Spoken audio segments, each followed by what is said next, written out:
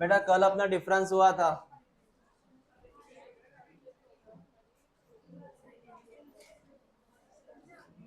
कल हुआ था डिफरेंस। डेस्कटॉप।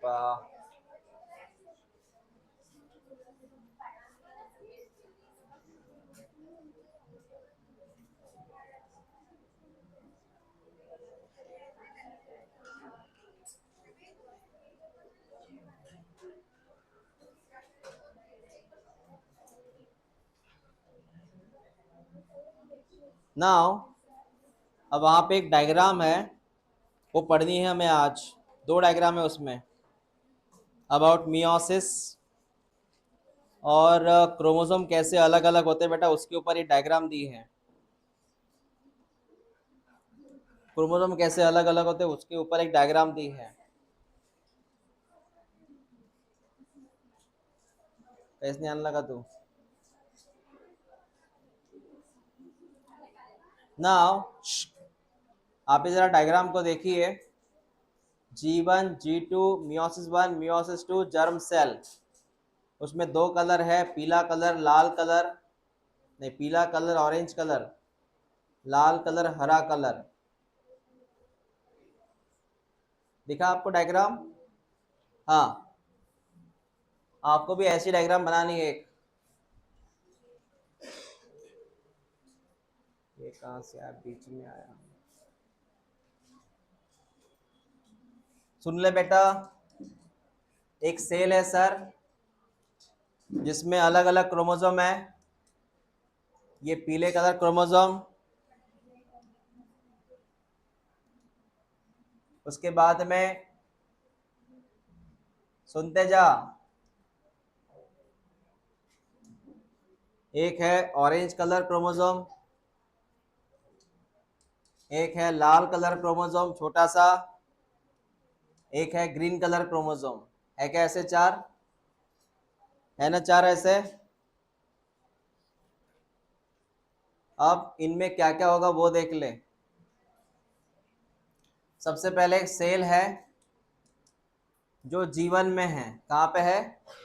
जीवन में। आपको ये डायग्राम ड्रॉ करनी है, पहले क्लियर कर दे रहा हूँ। जो फिलहाल जीवन में है, जीवन के बाद ये चला आएगा एस फेज में। कौन सी फेज? पता है, इंटरफेज पढ़ा तूने? जीवन के बाद आएगा एस फेज में। जब एस में आएगा बेटा, तब ये जो आपको दिख रहा है सिंगल क्रोमैटिड, इसको बोलते हैं सिंगल क्रोमैटिड, ये डबल हो जाएगा ड्यू टू रेप्लिकेशन। ये डबल हो जाएगा ड्यू टू रेप्लिकेशन। अभी सिंगल था, डबल हो गया ड्यू टू रेप्लिकेशन। ये डबल हो गया ड्यू टू रेप्लिकेशन। ये ऑरेंज कलर भी डबल हो गया ड्यू टू रेप्लिकेशन, और green colour also due to replication double हो जाएगा। मतलब जहाँ पे सिंगल क्रोमैटिड था, अब बन गई है डबल क्रोमैटिड। क्लियर हुआ मैंने क्या बोला? कौन सी फेज में? एस। एस के बाद सेम कैरेक्टर आएगा जी में, सॉरी G2 में। पता है पहले G1 रहता है, बाद में एस फेज रहती है, बाद में क्या रहता? G2 में। सेम कंडीशन आएंगे बेटा। उसके बाद इसकी एंट्री होंगी मियोसिस 1 में। कहाँ पे होंगी? मियोसिस 1।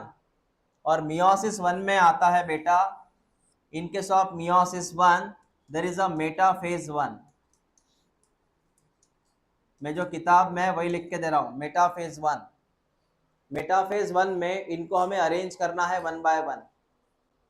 ठीक है, कैसे अरेंज किया उसने? तो इनके अकॉर्डिंग चलना पड़ेगा ना, मेरी नहीं चलेगी। उन्होंने एनाफेज की बात किया है, ठीक है, हम मेटाफेज की पहले बात कर लेते हैं। कलर को वन बाय वन देखते जा। उन्होंने यहाँ पे बात की है बेटा मियोसिस 1 में एनाफेज 1 की। तो पहले मैं मेटाफेज की बात कर लूँ। ये सर वेल अरेंज हो जाते हैं।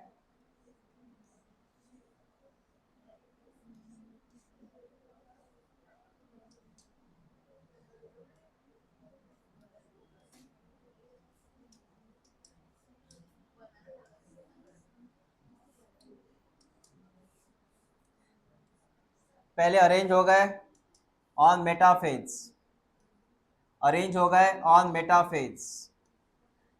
ठीक है बेटा, मेटाफेज ही अरेंज हो गए।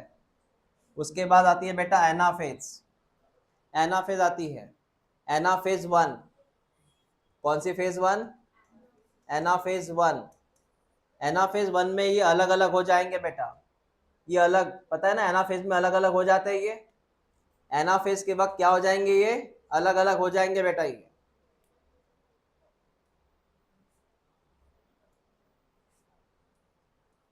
ये इंडिकेट क्या कर रहा है? ये अलग अलग हो गए हैं।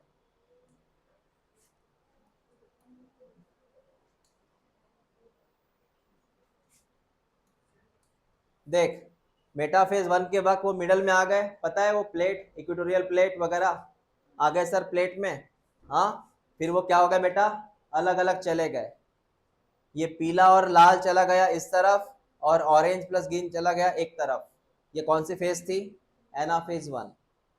एनाफेज वन के बाद आता है बेटा टीलोफेज। टीलोफेज। एनाफेज वन के बाद आता है बेटा टीलोफेज।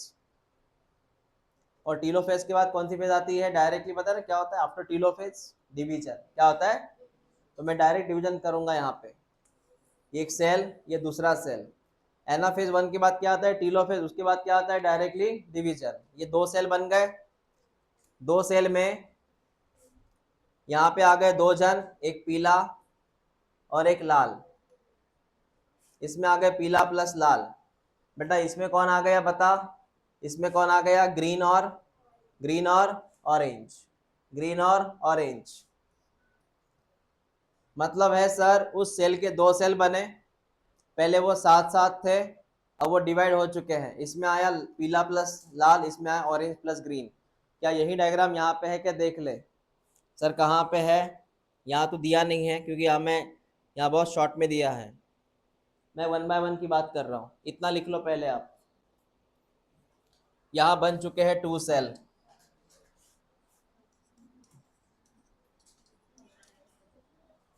अब आपके पास वो चार कलर होंगे नहीं, अब जो है पेंसिल वही ड्रॉ करो।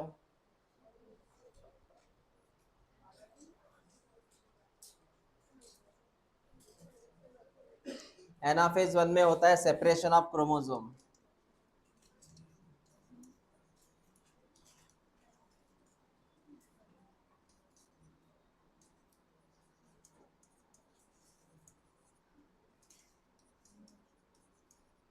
क्रोमोसोमल सेपरेशन होता है यहाँ पे एनाफेज वन में।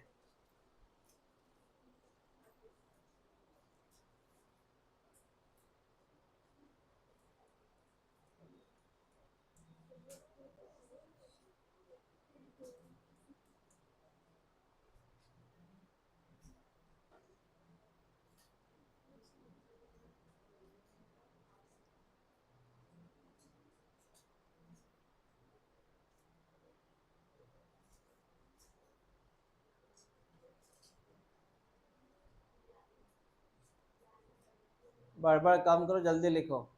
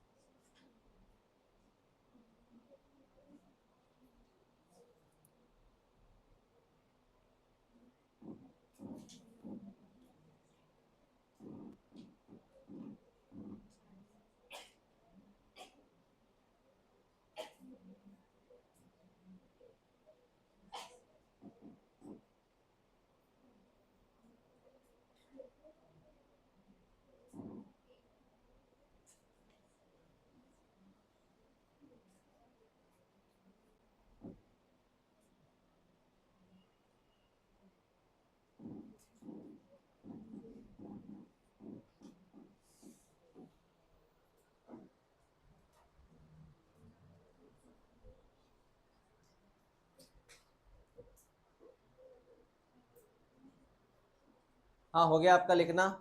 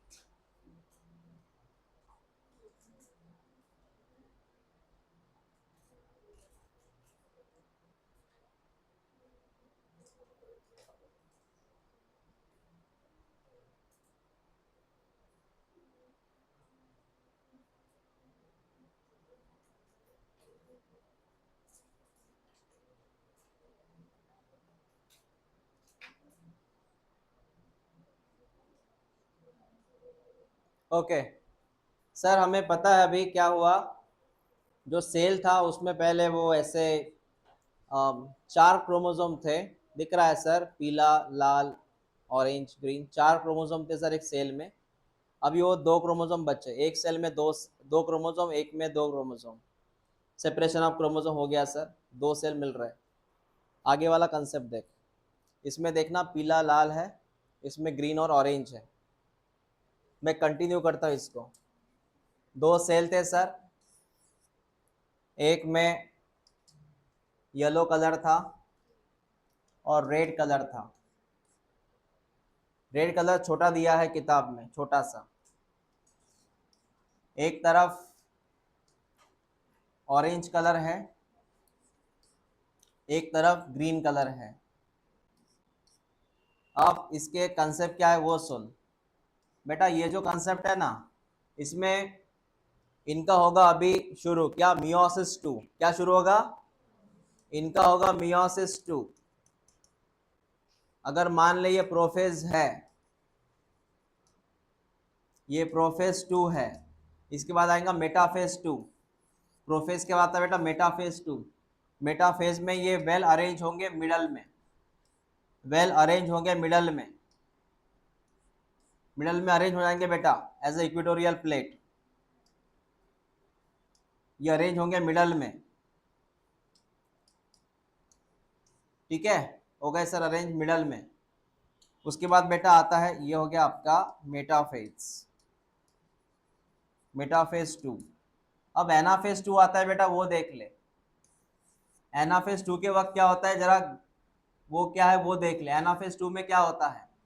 एनाफेज 2 में सर ये अलग अलग हो जाते हैं। एनाफेज के वक्त ये अलग हो जाते हैं। एनाफेज में अलग अलग हो जाते बेटा, देख सकता है तू। पता है ये पीले कलर में कौन है? क्रोमोसोम ना, ये अलग अलग हो गया सिंगल सिंगल क्रोमैटिड में। अभी कितने क्रोमैटिड? 2 क्रोमैटिड।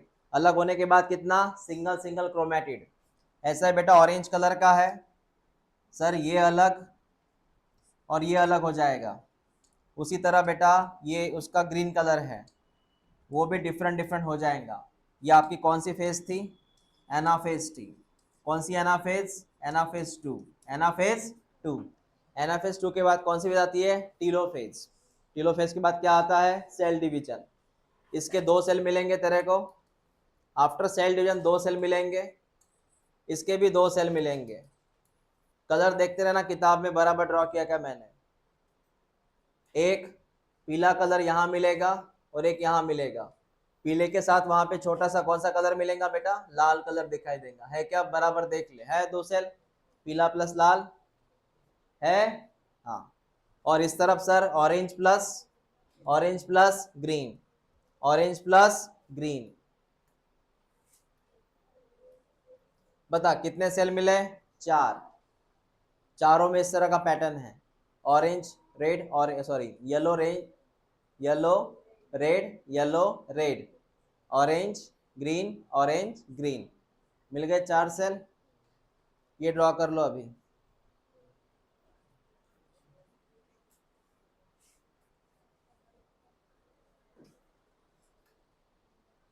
ये पूरा केस क्या है, ये क्या कहलाता है? ये कहलाता है सेपरेशन ऑफ क्रोमोसोम।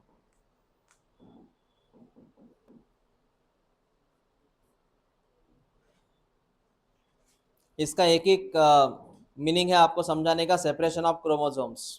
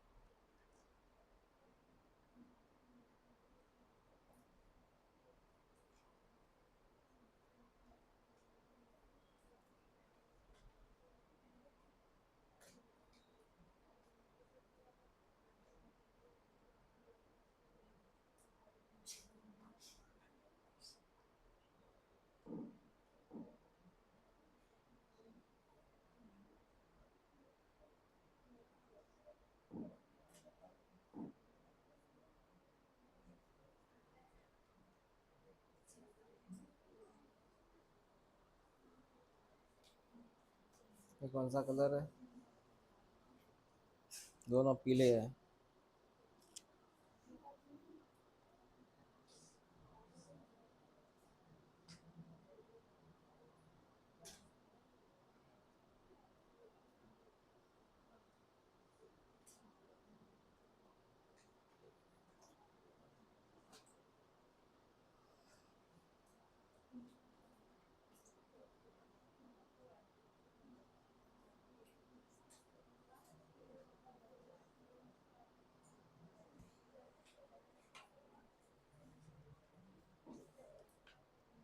हाँ हो गया बेटा।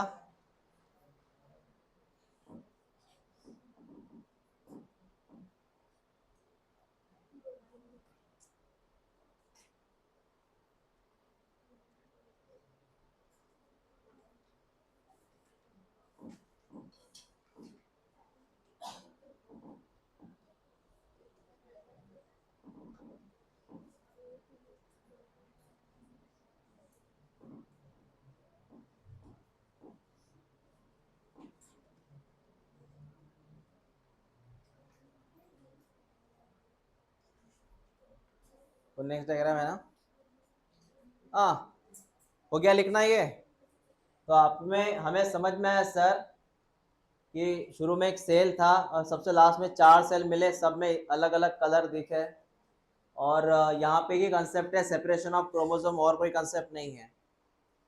ये मियोसिस उस वक्त खोजा गया था, 1902 की बात कर रहा हूँ मैं।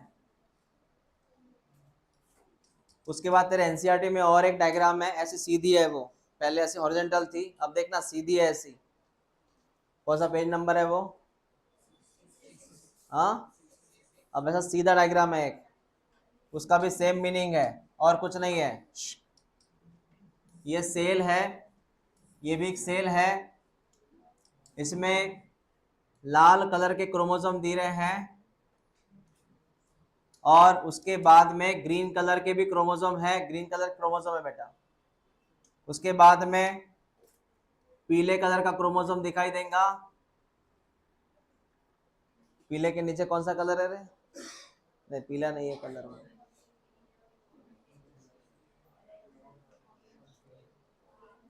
वो एक ही सेल की बात कर रहे हैं, लाल पीला हरा लाल लाल।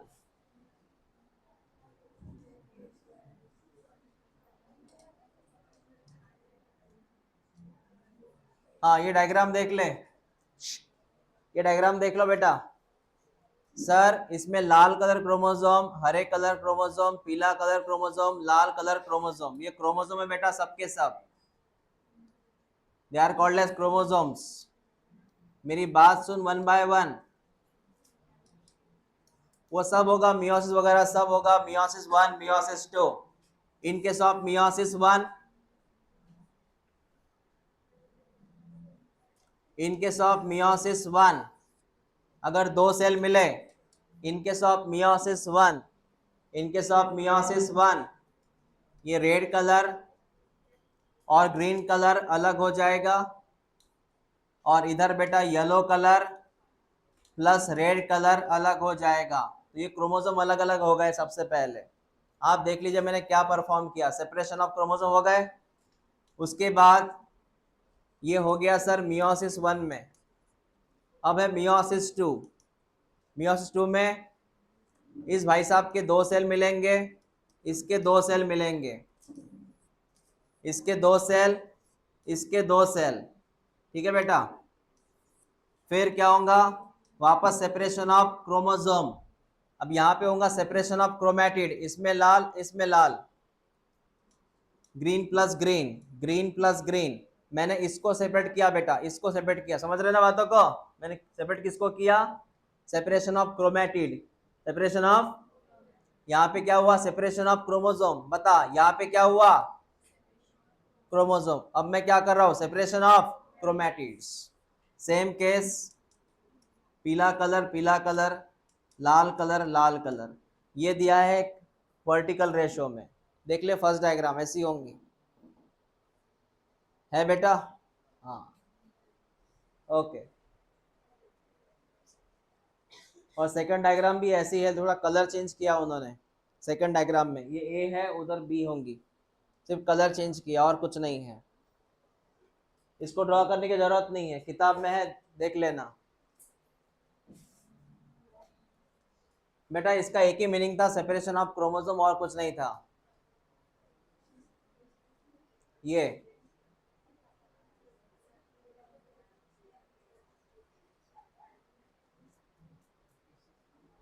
now open this paragraph and tick the name of the scientist। ये अलग है बेटा थोड़ा, ये डायग्राम थोड़ी अलग है।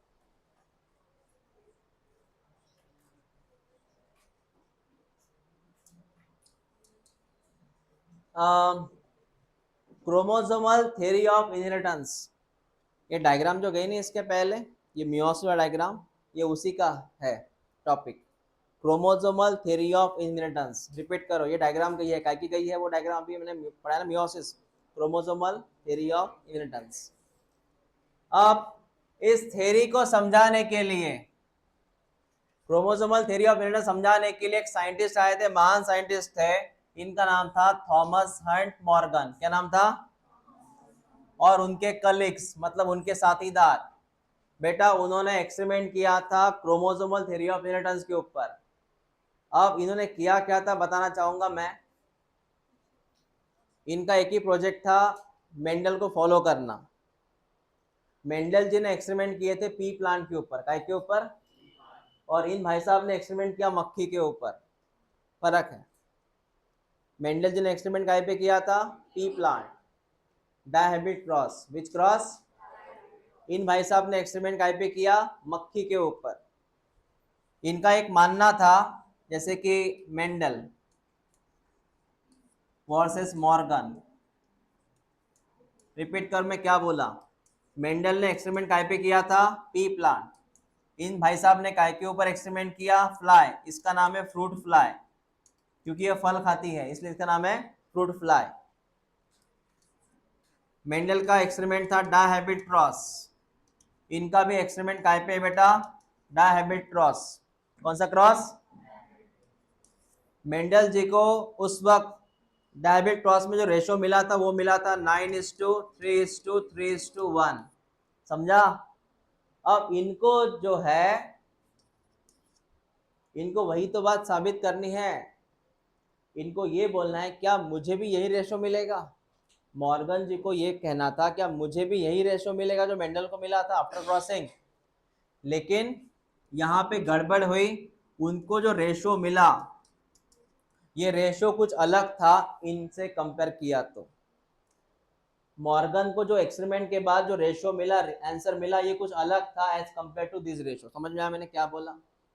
हाँ, लेकिन ये बात तो क्लियर हो चुकी है सर कि एक्सपेरिमेंट करने वाले साइंटिस्ट का नाम क्या है, मॉर्गन। वो किसको फॉलो कर रहे थे, मेंडल जी को फॉलो कर रहे थे। उन्होंने एक्सपेरिमेंट के लिए किसको सिलेक्ट किया, पी प्लांट की मक्खी को, मक्खी को। मक्खी का नाम क्या है, ड्रोसोफिला, कॉमनली कॉल्ड एज, क्योंकि ये फल खाती है। ठीक है बेटा। और ये रही आपके सामने ये मक्खी, इसमें मेल मक्खी छोटी है, फीमेल मक्खी बड़ी है। तो ये मक्खी जो है पहली वाली, ये कौन सी मक्खी है? मेल। ये सेकंड कौन सी मक्खी? फीमेल।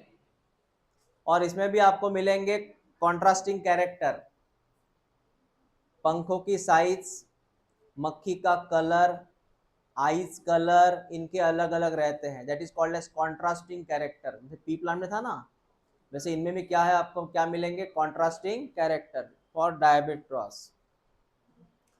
सर मॉर्गन जी को और कोई नहीं मिला क्या? मक्खी क्यों मिली? टाइम पास में हम क्या पकड़ते हैं? मक्खी, या फिर क्या मारते हैं? मच्छर। तो मक्खियां मारने के बाद कोई आपको कोई जेल वगैरह तो होती नहीं है। दूसरी बात, मक्खियां आसानी से मिल जाती हैं।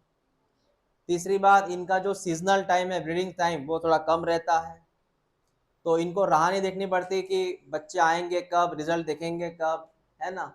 तो सीजनल टाइम इनका कम है, और एक समय बहुत सारी मक्खियाँ बनती हैं, इनके जो है ऑफस्प्रिंग वो ज़्यादा बनते हैं। तो फायदे ही फायदे हैं। पहला फायदा क्या है? मक्खियाँ आसानी से मिल जाती। ये मक्खियाँ फ्रूट पे जिंदा रहती है, तो ऐसा भी नहीं बहुत खर्चा करना पड़ता है इनके भोजन के लिए। हाँ हाँ, जिंदा रहती है। तीसरा, ये जल्दी ग्रो हो जाती हैं, इनका सीजनल टाइम कम होता है, बच्चे बहुत बनाती हैं, तो रिजल्ट भी वेरिएट आता है। मतलब सैम्पलिंग आपको बहुत चाहिए रिजल्ट के लिए। Got it. और इकोनॉमिकली इतना लॉस होता नहीं है इनको मार, होता है लॉस, ऐसा नहीं है, लेकिन बहुत असर नहीं होता है। तो ये कुछ ने ऑब्जर्व किया। और सबसे बड़ी बात, इनमें कॉन्ट्रास्टिंग कैरेक्टर है। कौन सा कैरेक्टर है? कॉन्ट्रास्टिंग। दैट्स वाई इनको सिलेक्ट किया गया। पता है एक्सपेरिमेंट क्या था? एक्सपेरिमेंट वही था डायबिट क्रॉस वाला। ठीक है। हाँ बेटा, लेकिन एक काम है, ये जो एक्सपेरिमेंट हुआ ना, वो एक्सपेरिमेंट आगे कैरी हुआ। चलो यहाँ पे कुछ बातें उन्होंने बोली है मक्खी के बारे में। मक्खी को वो लेबोरेटरी में ग्रो कर सकते हैं बेटा। कौन से मीडिया में ग्रो कर सकते हैं? सिंथेटिक मीडिया में, लेबोरेटरी में ग्रो कर सकते हैं। इसका लाइफ साइकिल कितने हफ्ते का है बेटा? बस 2 हफ्ते में की लाइफ साइकिल है इसका। ओके। और ये एक मिट्टी में कितनी प्रोजेनी बना सकती है? बहुत सारे बच्चे बना सकती है। तो जितने ज़्यादा बच्चे बनाएंगे उतना रिजल्ट अच्छा मिलेगा। ठीक है। तो ये कुछ फायदे थे इनके। और हमें जल्दी फर्क होता है कि मेल मक्खी कौन है, फीमेल मक्खी कौन है। जो साइज से कम होंगी वो मेल मक्खी होंगी, जो साइज से बड़ी होंगी वो फीमेल मक्खी होंगी। तो ऐसा कोई मतलब डिफरेंस ज़्यादा है इनमें, तो जल्दी रिकॉग्नाइज हो जाता है। ओके। तो ये कुछ बातें थी इन मक्खियों के बारे में। ये डिफरेंस याद रखना, ये डिफरेंस याद रखना बेटा। अब तेरे किताब में एक पोर्शन दिया है लिंकेज करके, दिया है लिंकेज। लिंकेज एंड क्या है? वो थोड़ा बाजू में रखो, थोड़ा बाजू में रखो, बाद में बात करेंगे उनकी। वो बाजू में रखो, बाद में बात करेंगे उनकी। सबसे लास्ट बात करूंगा मैं उनकी, क्यों डायग्राम है उसमें, मैं पढ़ाऊंगा उसको लास्ट में। उसके बाद बता कौन सा टॉपिक है? हाँ, वो पढ़ते हैं अभी आज। वो पढ़ेंगे बेटा, पॉलीजेनिक इनहेरिटेंस की बात करेंगे। चल टॉपिक ओपन कर, पॉलीजेनिक इनहेरिटेंस। अब मेरी बात सुन 1 बाय 1। पॉलीजेनिक इनहेरिटेंस, पहले एक मैं आपको एक बात समझाना चाहूंगा बेटा, समझ ले अबाउट पॉलीजेनिक इनहेरिटेंस। इसका मतलब लिख, पॉलीजेनिक का मतलब है मल्टीपल जीन। पॉलीजेनिक का मतलब multiple genes.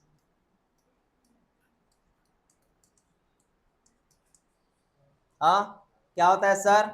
When multiple gene या more than one gene, when more than one gene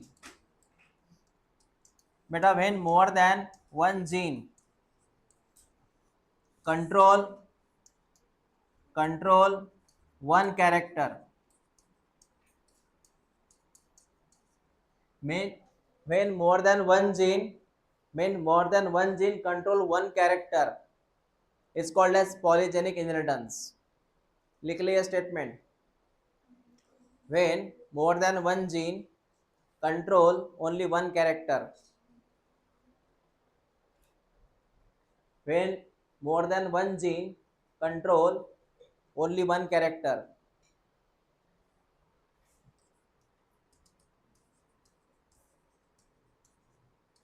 example है human skin and human height.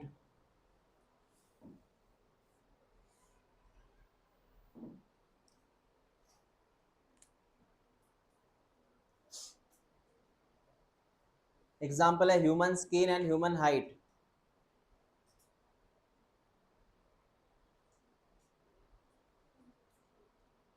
Sir कैसे क्या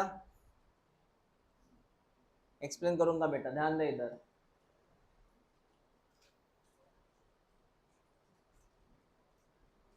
हाँ हो गया तेरा लिखना. ह्यूमन स्किन मैंने क्यों बोला, क्योंकि हमारे में स्किन जो होती है ना बेटा, ये इसके फॉर्म में रहती है, शेड्स के फॉर्म में रहती है. ऐसा नहीं कि इसकी स्किन पीली है, इसकी स्किन लाल है, इसकी स्किन पिंक कलर की है, ऐसा नहीं रहता. हमारे स्किन में शेड्स रहते हैं. मतलब ब्लैक, लाइट ब्लैक, सावला, हाँ, ब्राउन. उसके बाद में शेड्स की बात कर रहा हूँ मैं. उसके बाद में लाइटली फेयर, वेरी फेयर, ऐसे रहते हैं. White colour. तो हमारे इसमें क्या रहता है, शेड्स रहते हैं. क्लियर हुआ मैंने क्या बोला? हाँ. तो ये जो शेड है, जैसे कि आप अफ्रीका में जाएंगे तो वहाँ पे आपको डार्क स्किन मिलेगी, या साउथ इंडिया, इंडिया की बात कर ले, साउथ इंडिया में जाएंगे तो डार्क स्किन मिलेगी. थोड़ा ऐसे ऊपर ऊपर आते हैं तो सावला कलर मिलेगा. अपने यहाँ पे सावला कलर मोस्टली रहता है. और ऊपर जाएंगे जम्मू कश्मीर की तरफ तो फेयर कलर मिलता है. तो ये क्या है, शेड्स ऑफ द स्किन है. अब मैं अगर यहाँ पे लिखो capital A, capital A, capital B, capital B, capital C, capital C, बेटा ये तीनों जीन्स है और ये अपने स्किन कलर कंट्रोल कर रहा है. स्किन कलर का मतलब one character. What is skin colour? हमारे स्किन कलर को कितने कैरेक्टर कंट्रोल कर रहे हैं बेटा, कितने जीन्स है? Is called as polygenes. ये तीनों जीन्स है, ए बी सी, और ये तीनों जीन मिलके पेयर के फॉर्म में है. ये जीन मिलके हमारे एक ही कैरेक्टर कंट्रोल कर रहा है. कौन सा बेटा? Skin colour. That's called as polygenes. समझ में आया मैंने क्या बोला अब तक? क्लियर हुआ? हाँ. तो हमारे स्किन के रहते हैं टोन्स, मतलब शेड्स रहते हैं. Got it? इसलिए मैंने बोला हमारी स्किन ऐसी नहीं है, इसकी स्किन पीली है, इसकी लाल है ना, इसका स्किन अलग ही कलर का है, सातों कलर है इसके अंदर, ऐसा नहीं है. ये लिख लो बेटा, लिख ले इसको.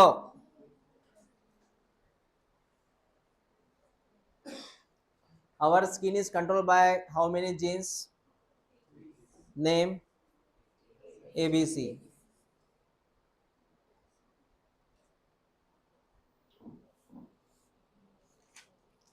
बेटा लिख ले जल्दी.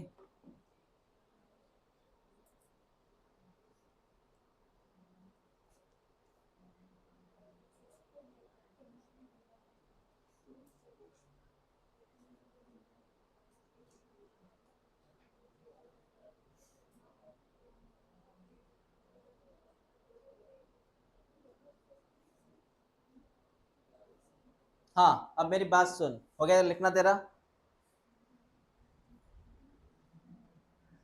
अब स्किन के शेड कैसे आते हैं और वो कैसे होता है, सुन ले मेरी बात. अगर बेटा तेरे डीएनए में, तेरे डीएनए में अगर ऐसे जीन है, तेरे डीएनए में दोनों कैपिटल, मतलब पूरा अगर कैपिटल है, डीएनए में सभी के सभी जीन्स कैपिटल है, ऑल आर कैपिटल, इसको बोलते हैं डार्क, डार्क ब्लैक कलर होता है ये, डार्क ब्लैक कलर. इसको हम दूसरी भाषा में बोलते हैं निग्रो. क्या बोलते हैं? ये पाए जाते हैं साउथ अफ्रीका में, निग्रो पीपल्स. इनमें सब के सब जीन्स कौन से फॉर्म में है? कैपिटल के फॉर्म में है. समझ में आया? इसके विपरीत, इसके oppose, very very fair, very very fair, वो होता है स्मॉल वाले से. इसको हम बोलते हैं वेरी वेरी फेयर, मतलब व्हाइटिश वाली स्किन एकदम मैदे जैसा। हाँ, इसको बोलते हैं अल्बिनो,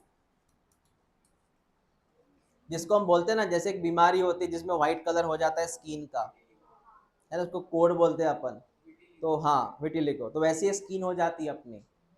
तो एक्चुअली वो डिसीज नहीं है, वो पैटर्न है कि हमारे इसमें all genes are in small forms. तो बता, जीन अगर कैपिटल है तो एकदम डार्क कलर मिलेगा, अगर पूरे स्मॉल है तो। इसका मेन कारण है, अगर तेरे में पूरे के पूरे अगर ये कैपिटल है, इसका मतलब तेरे अंदर एक पिगमेंट बहुत बन रहा है, इसका नाम मेलानिन है। क्या नाम है? जो स्किन के लिए रिस्पॉन्सिबल होता है। समझ में आया मैंने क्या बोला? तो जीन्स किस तरह होता है उस तरह मेलानिन बनता है। अगर सबके सब जीन्स कैपिटल है मतलब मेलानिन ज्यादा है, मतलब स्किन का कलर ये है। सर सबके सब अगर स्मॉल है इसका मतलब नो मेलानिन, सबके सब स्मॉल है इसका मतलब नो मेलानिन, तो स्किन कलर क्या होगा? एकदम एकदम व्हाइटिश होगा बोलते हैं। फेयर भी नहीं, वेरी फेयर। तो मैं इसके हिसाब से आपको कुछ बताऊंगा, वो हम लिखेंगे यहाँ पे।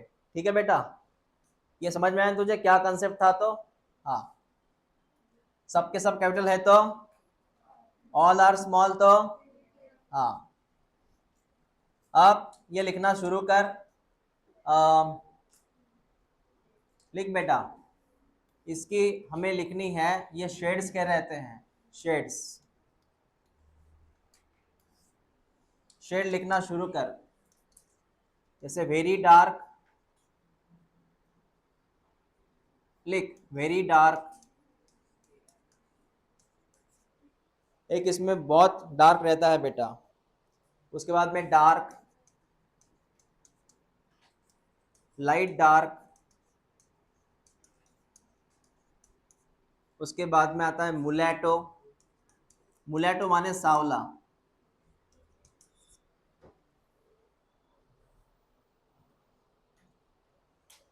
लाइट फेयर, छठवीं बात फेयर, सातवीं बात very fair.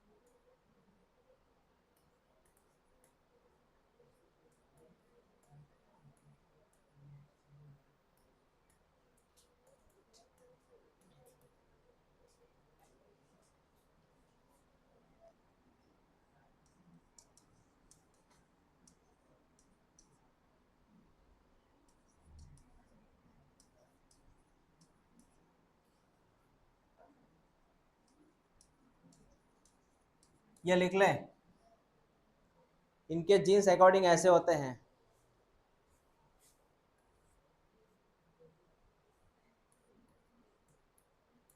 How many dominant, how many genes are dominant. Dominant का मतलब है कैपिटल। इसमें छः जीन्स है, छः के छः डोमिनेंट है। इसमें 5 जीन्स डोमिनेंट है, इसमें 4, इसमें 3, इसमें 2, इसमें 1, इसमें 0। ये डोमिनेंट जीन्स है, उसके हिसाब से अपना कलर होता है।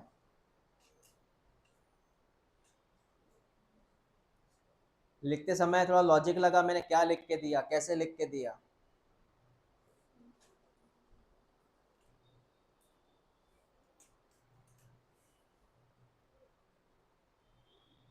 झालं का लिहून साक्षी? काय कळलं सांग बरं, 6 डॉमिनंट असेल तर? हां, डॉमिनंट कळलं का? मुलॅटो मध्ये काय झालं सांग बरं?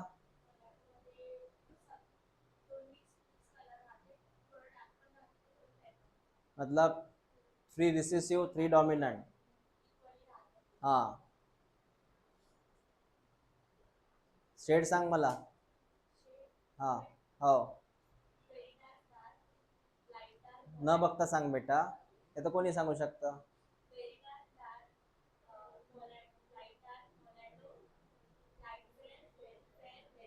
हाँ.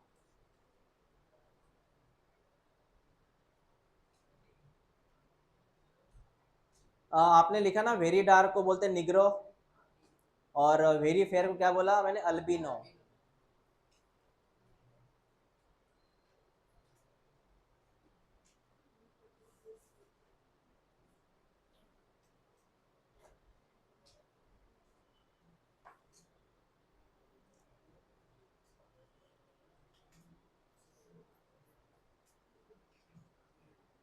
हो गया लिखना आपका? क्लियर है? तो ऐसा होता है बेटा, ये concept about the polygenic inheritance, ये स्कीन के केस में था.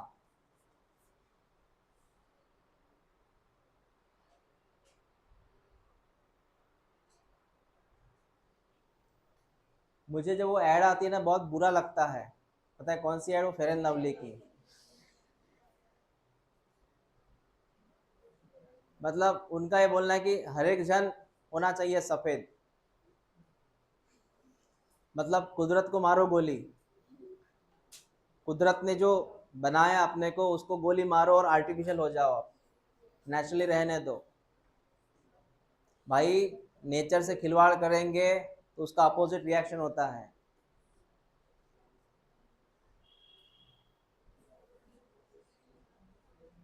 खुद को बदलने से अच्छा है खुद के कैरेक्टर बदल, जिंदगी में आगे बढ़ेगा. आखिरकार वैल्यू, देखो एक चीज समझो तुम, वैल्यू फिजिकल नहीं होती, वैल्यू इंटरनल होती है, कैरेक्टर की वैल्यू होती है. आप कोई भी एग्जाम को जाएंगे तो आप कितने खूबसूरत हो वो नहीं देखते, आप कितने ब्रिलियंट हो वो देखा जाता है. समझ रहे बात को? और वही कैरेक्टर टिकता है. नॉलेज ऐसी चीज है जो बढ़ती जाती है और वो टिके रहती हैं, और खूबसूरती अकॉर्डिंग टू एज घटती हैं. समझ में आया? ये तो खुद को बार बार आईने में देखना, खुद के ऊपर ही खर्चा करना, 50 रुपए के क्रीम के अलावा 50 रुपए किताब खरीद, काम में आएगी जिंदगी में. समझ रहे? हाँ.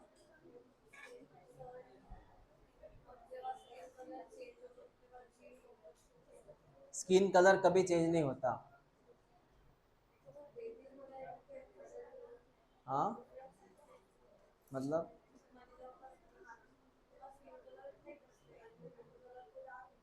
नहीं नहीं, शुरू में क्या रहता है पता है क्या? मेलानिन अपना, ये जीन्स आपके एज इट इज है. जैसे छोटा बच्चा जब जन्म लेता है ना, उसकी स्किन फेयर होती है क्योंकि सनलाइट नहीं आता उसके ऊपर. सनलाइट के अकॉर्डिंग आपकी स्किन चेंज होती है. समझ रहे हैं? आप में जीन्स वही है, सिर्फ कंसेप्ट क्या है, जैसे एग्जाम्पल, कोई फार्मर है, बहुत फेयर है वो डीएनए के हिसाब से, लेकिन जब बार बार खेत में जाएगा ना तो अल्टीमेटली उसको टोन बन जाता है, उसका स्किन कलर हो जाता है ब्लैकिश. क्यों? पता है? मेलानिन की वजह से. लेकिन उसका जो जनरेशन है नेक्स्ट वाला, वो फेयर ही बनेगा. क्यों? डीएनए उसके उस तरह है. समझ रहे हैं? और ये सिंपल सी बात है, आप अगर धूप में जितना रहोगे मेलानिन बनेगा. और छोटा बच्चा जो रहता है एकदम, उसका न्यू बॉर्न बेबी, वो धूप से एक्सपोज होता है क्या? तो वो फेयर होता है. लेकिन जैसे वो धूप में आना कांटेक्ट शुरू करता है, उसकी स्किन जो होती है वो टोन हो जाए, डार्क हो जाती है. और मेलानिन का बनना जरूरी है, धूप में उस क्रीम का बनना जरूरी है. ये बाहर क्रीम लगाने से कुछ नहीं होता. Melanin is your actual protective skin, protective layer है वो. क्या है वो? नहीं तो धूप से आपके अंदर के सेल जल जाएंगे. मेलानिन का बनना जरूरी है. कुछ लोग एंटी मेलानिन वाला पिगमेंट लगा, वो ये लगाते क्रीम ताकि मेलानिन हट जाए. भाई साहब, स्किन अंदर से जल जाएंगे, हो जाएगा कैंसर तेरे को, cancer, skin cancer. Melanin is very important, ये नेचुरल एक लेयर है प्रोटेक्शन वाली जो आपसे कैंसर से बचाती है। वो कुदरत ने पहले से दे रखा है अपने अंदर क्रीम, उसका नाम मेलानिन है, और वो एंटी कैंसर वाली क्रीम होती है। कौन सी क्रीम है वो? ताकि तेरे को कैंसर ना हो जाए, नहीं तो हो जाएगा स्किन कैंसर।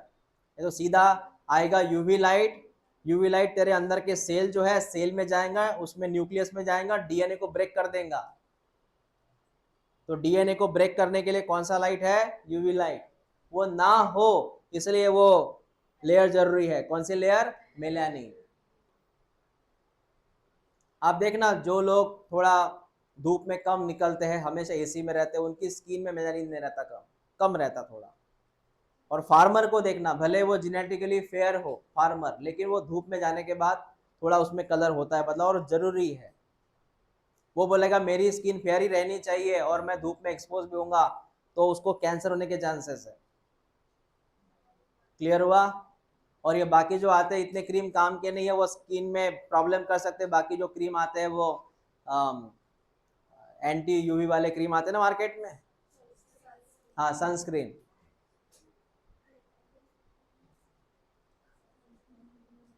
मैं लिटरली बताऊं, मैं स्किन को कुछ नहीं लगाता, ना पाउडर लगाता कभी। मैं इवन तो कभी मैं सोप नहीं भी लगाता, मैं साबुन भी नहीं लगाता, मुझे डर है उस केमिकल से। मैं लगाता तो एक लगाता मुल्तानी मिट्टी, माटी लगाता मैं, मिट्टी जो नेचुरल है, पता है मुल्तानी मिट्टी? हाँ, मतलब मैंने वो क्रीम से दूरी रहा आज तक, क्योंकि मुझे पता है वो क्रीम ही हानिकारक है शरीर के लिए। जो नेचर ने बनाया है उसी पे टिके रहो। बेटा बात समझ में आ गई तेरे को? ये